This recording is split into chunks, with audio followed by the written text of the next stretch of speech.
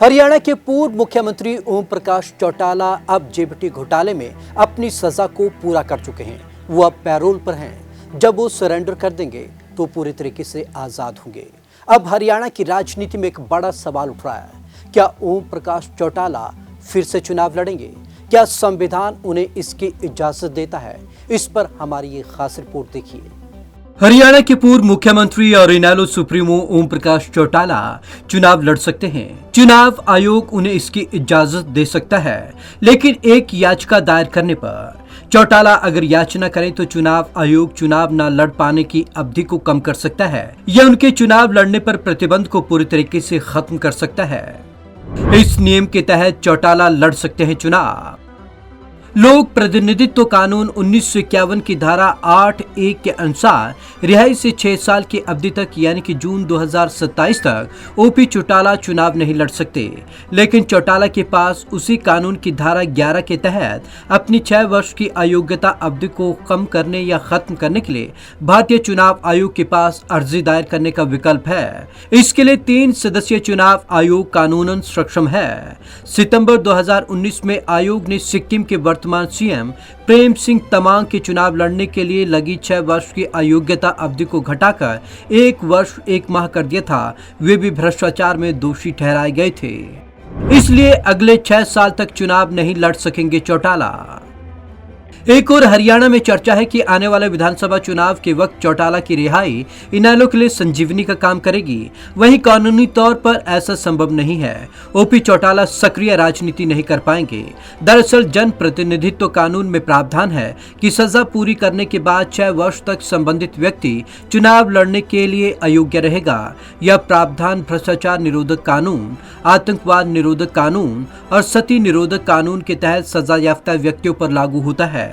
पहले इस कानून में सजा सुनाए जाने के 6 साल बाद तक यह पाबंदी लागू होती थी, लेकिन 2002 में कानून में बदलाव हुआ और सजा पूरी होने के 6 साल बाद तक भी अयोग्य ही माने जाने संबंधी प्रावधान लाया गया। इसके बाद 2013 में फिर से इस मसले पर लगी पुनर्विचार याचिका को भी सुप्रीम कोर्ट ने खारिज कर दिया था। सरकार की एक योजना के तहत मिलेगी रिहाई। जेबीटी भर्ती घोटाले में साल 2023 में पूर्व मुख्यमंत्री ओम प्रकाश चौटाला को 10 साल की सजा सुनाई गई थी।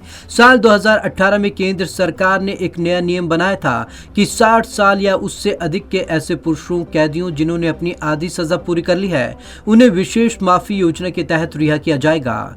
बता दें कि ओम प्रकाश चौटाला हरियाणा के डिप्टी सीएम दुष्यंत चौटाला के दादा हैं। दुष्यंत इनेलो से अलग होकर जजपा बना चुके हैं, जबकि ओम प्रकाश अभी भी इनेलो के साथ हैं।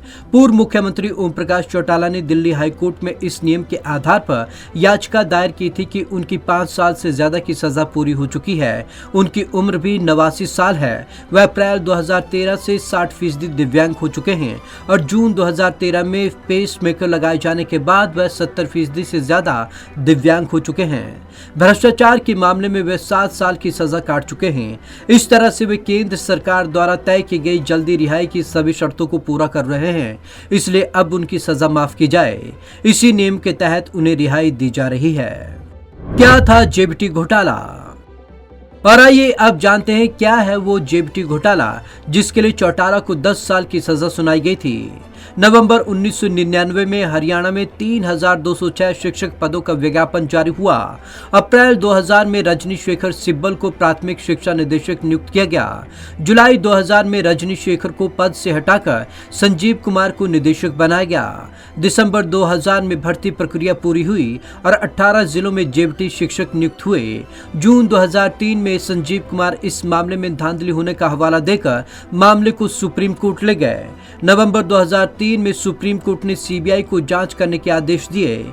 मई 2004 में सीबीआई ने जांच शुरू की। जुलाई 2011 में सभी आरोपितों के खिलाफ चार्ज फ्रेम हुए।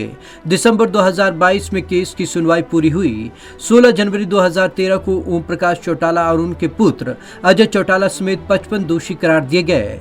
22 जनवरी को ओपी चौटाला और अजय चौटाला को 10-10 साल की सजा सुनाई गई। Bureau report, Punjab Kesari TV. तो ओम प्रकाश चौटाला के पास भारतीय चुनाव आयोग में अर्जी दाखिल करने का मौका है। यदि वो अर्जी दाखिल करते हैं तो इस पर सुनवाई के बाद चुनाव आयोग इस पर फैसला ले सकता है और उन्हें राहत भी दे सकता है। तो आज की इस खास रिपोर्ट में बस इतना ही। विवेक शर्मा को दीजिए इजाजत। नमस्कार।